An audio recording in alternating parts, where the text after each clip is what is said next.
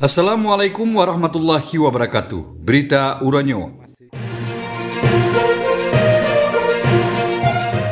Memang cukup bereh laju program anggota DPR RI Ilham Pangestu.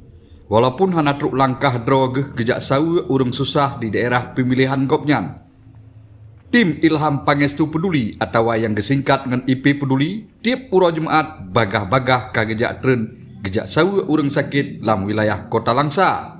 Nibak program Jumaat Berkah tanggal 20 bulan 5 tahun 2022, tim IP Peduli yang diketuai oleh Erdiwan dan Irwansyah Ilyas Rani selaku Sekretaris Gopnyan ka gejak me bantuan ke urang-urang yang tengah sakit di padum-padum boh gampung di Kota Langsa.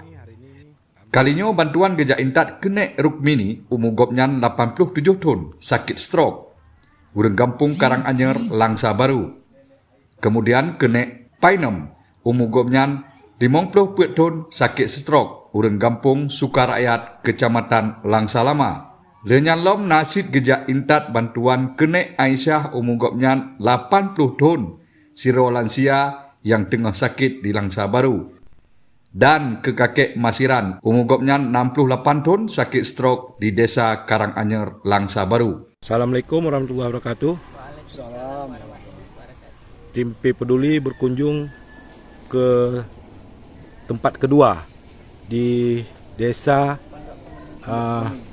Pondok Kemuning, Sukarakyat, Kecamatan Langsa Lama, langsung diantar oleh Ketua Tim IP Peduli, Ketua PK Langsa Lama.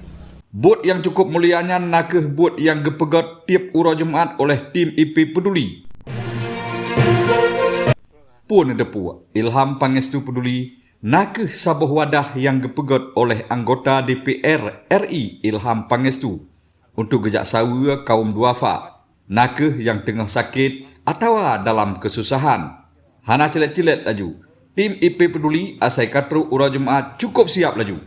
Hana kata menyerah, penuh semangat ngen sabuh mototaf sari gejak raun gampung di Kota Langsa. Semoga buatnya bejit ke amal ibadah anggota DPR RI Ilham Pangestu dan tim IP Peduli.